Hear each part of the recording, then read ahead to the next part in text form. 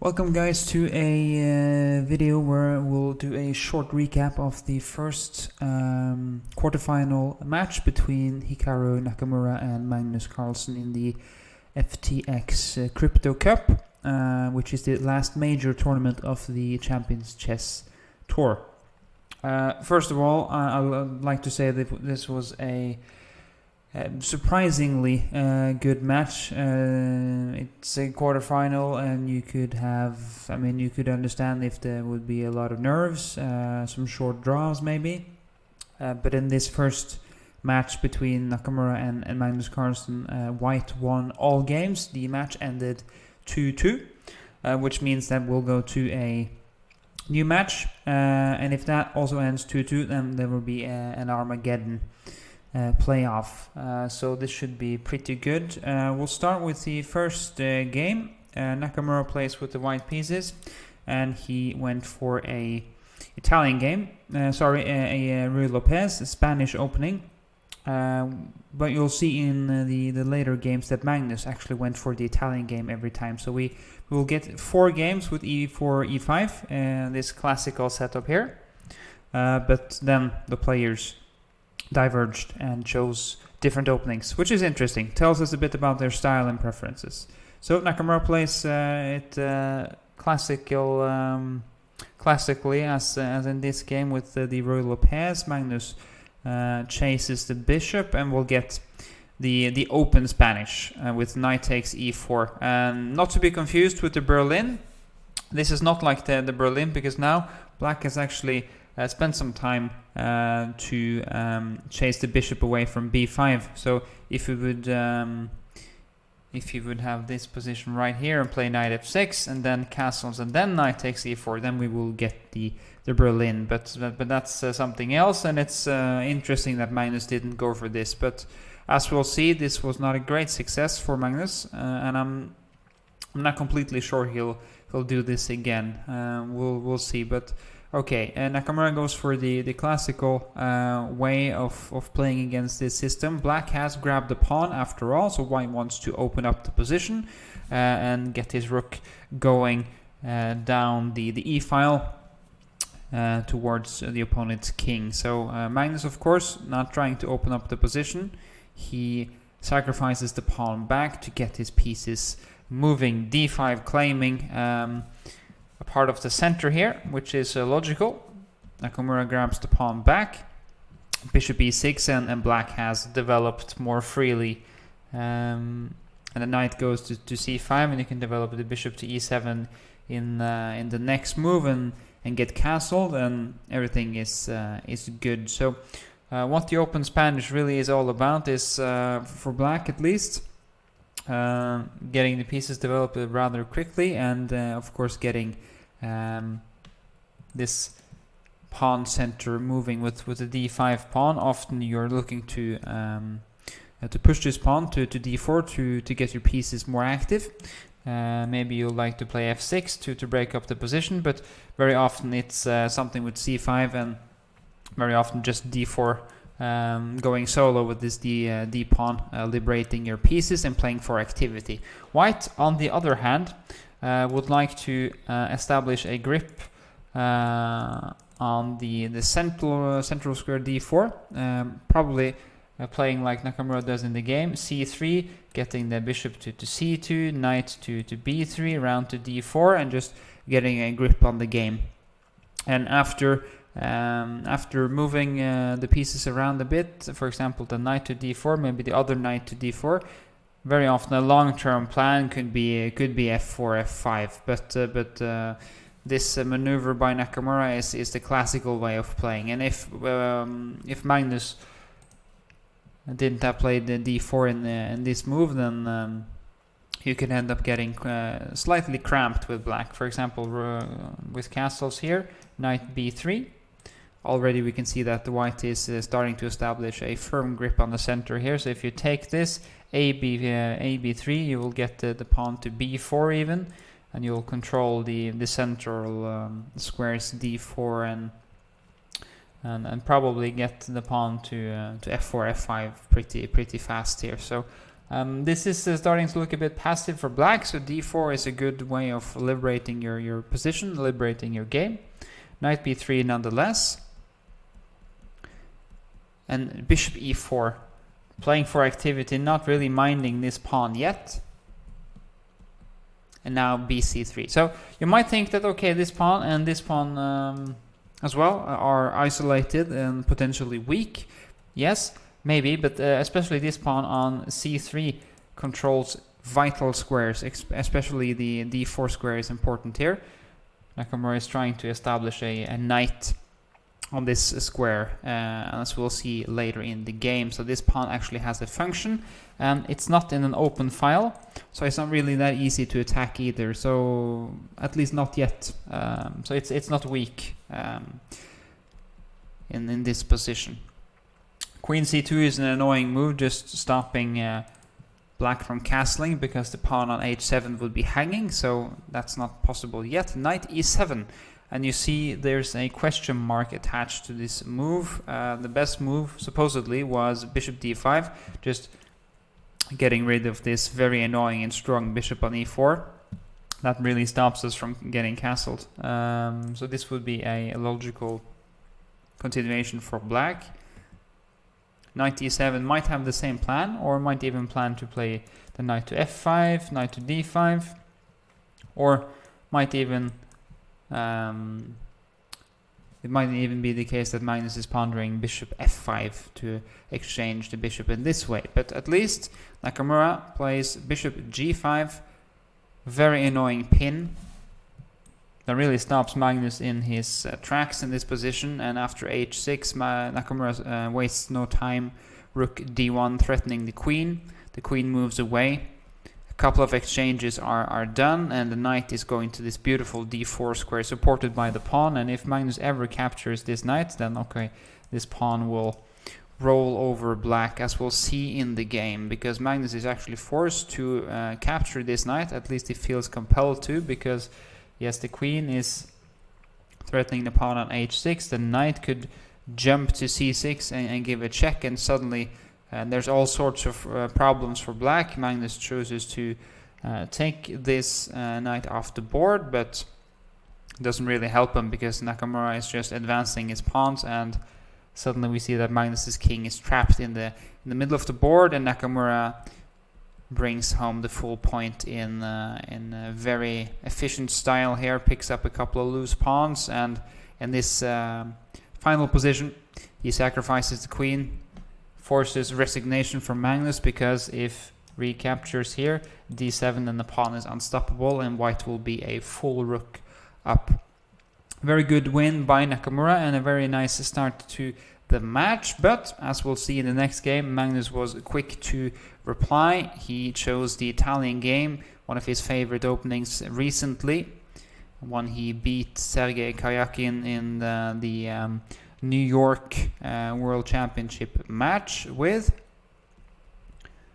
Nakamura plays solidly so far, castles right off the bat here, and plays h6, just trying to stop any bishop g5 plans from Magnus. This pretty dangerous and quite often annoying pin of the knight against the queen is stopped. But now Magnus starts to advance in the center with c3, and then d4 is the long-term plan.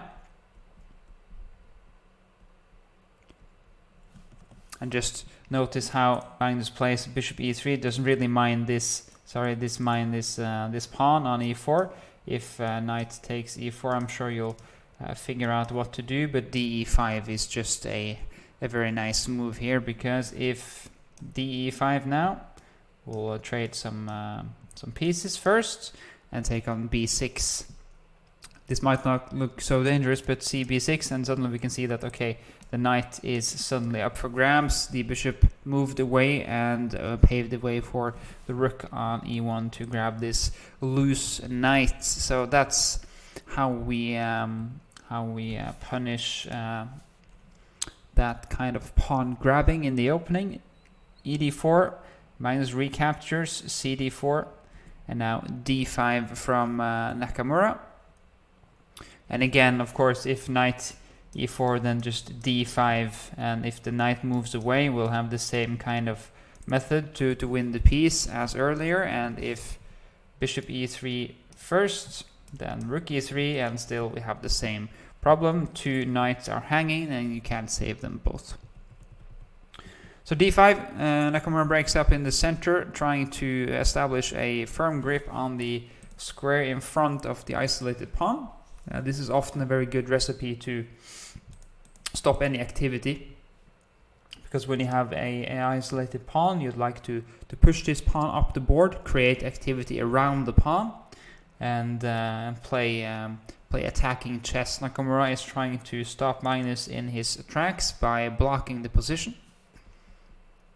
But now Magnus really doesn't mind this square. He just sacrifices a piece on the edge of the board, brings his queen up against the king, and now Nakamura falters here. He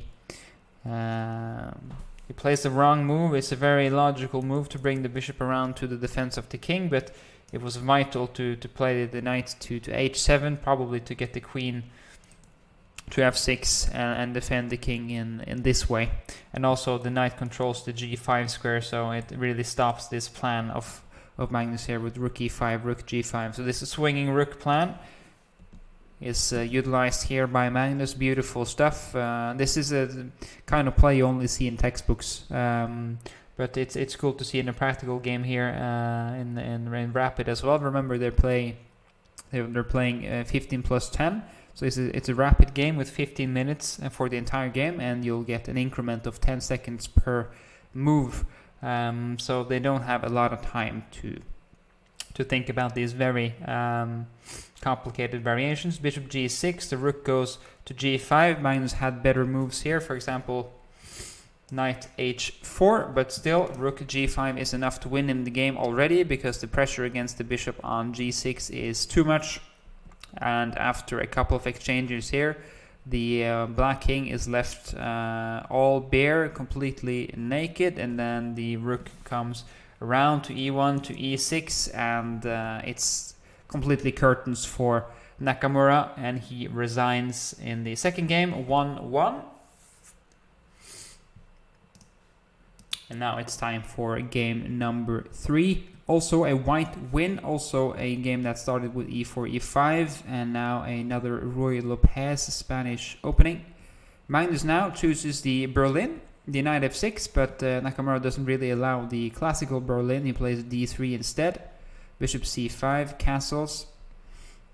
And instead of playing in the center with c3, d4, Nakamura tries to get the knight out right away and grab the bishop pair, which is a good strategy here. He plays calm and collected chess here. Nakamura just grabs the bishop pair and starts to move in the center. Much like in the Italian game, the only difference is that the bishop on b6 now is gone and it's exchanged off against a knight. Now in this game, I didn't really feel that Magnus was even close to getting anything, because without the bishop pair here, there's not a lot of play for black, and Nakamura didn't really have to do much to get an advantage after a couple moves here. Right about here, I think after d5, Magnus is doing completely fine. I mean, the knights are perfectly placed and the bishop is beautiful on c6, so everything looks good. But after a couple of moves here, f4, now knight h4, a small inaccuracy. Actually, the computer really enjoyed the alternative of queen h4 with the plan of playing f6 and breaking up the position afterwards. So for example, after knight f3, you could go for queen g3, or even better, you could go for queen f2 check. And as you can see, there are lots of possibilities here for black, with some really annoying knights pretty close to the opponent's king. But knight h4, punished by Nakamura in efficient style. He exchanges a couple of pieces and just plays simple chess. Bishop e3 brings the king closer to the center, and once again he utilizes this d4 square as he did in the first game. Pretty much the same strategy. He plays this rook d4 move, saying that okay, an exchange of rooks is fine by me, but it's going to be on my terms. So if you exchange this one, then these two pawns are connected and even stronger. And remember that you can't really take on g2 because rook g1 wins the bishop because of the pin against the king. So b4, g4, just getting this pawn out of the way, grabbing some space. Again, we see this pawn structure as in the first game, still pretty strong for white. You can put the bishop on b3 and the pawn on c3 does an excellent job of protecting the rook. And in this endgame, Nakamura won a pawn and won the rook endgame in beautiful style. A bit of shuffling here with the king, back and forth, but he found the way. And some small inaccuracies from both players here, but remember they're pressed on time, it's rapid chess and it's super complicated. But with an extra pawn here, Nakamura just exchanged a couple of pawns, knowing that Magnus can't really afford a king and pawn endgame, and won. And here Magnus resigned, as there's no way he can stop the b pawn. The king is too far away. He needs to capture on h5, but then the king will be much too far away from the passed pawn. So 2-1 to Hikaru Nakamura, but fear not, Magnus Carlsen managed to strike back in the last game and play the Italian game once again. And this time Nakamura goes for an early pawn thrust in the center d5. Instead of playing more calmly with h6 and d6 as he did previously, now Nakamura grabs some space and probably plays a more risky variation, because after bishop e6, Magnus goes on the offensive here with knight g5, brings the queen out, threatening two pieces. Luckily for Nakamura, he can save them both with knight e7, but Magnus now starts to grab space on the queen side, getting his pieces out, and the play for white here is very fluid and harmonious. And after a couple of moves here, we'll see that bishop d5, yes, you could have taken this one, but the queen will be perfectly placed here on d5, and the pawn on d6 is super weak and will fall probably. So Nakamura does not go for this, but the alternative is not much better here. Bishop takes a5, d4, d5, just establishing this very annoying bishop on e6, which must be exchanged off. Doesn't really help Nakamura because this pawn is super weak now on the edge of the board, which Magnus manages to exploit. c6 is just a beautiful tactical try, and very tricky in a practical game, because if b3, then we'll just exchange a rook, play queen to b3 and go for b6, and the pawns will win us the game. We can even be a bit patient here with rook c1 first, and then win with the two pawns. And after queen b6, queen d3, rook a4, and suddenly there's no way back for Nakamura. There's nothing to be done. If queen takes b5, then c7 is an annoying move, winning the game. Probably what Nakamura had missed when he played rook b8, because now if queen to d3, then we'll promote, and we'll promote with an extra rook. And of course, if you move the rook to the side to stop the pawn, then the queen is hanging free of charge, so that's no good. And then with a pawn down, and especially fighting against this very strong pawn formation, there was no hope for Nakamura here. Even and an exchange sacrifice was well within the limits of a winning evaluation for Magnus. f3, a small desperado from Nakamura, but still knight e6, queen d4, forcing a trade of queens, because there's a threat of checkmate here. So Nakamura resigned, did not wait to see what would happen with these pawns. A beautiful win by Magnus, and a fitting end to a very cool quarterfinal. The first quarterfinal match between these two players ended in a draw, 2-2. And we'll see how the next one goes.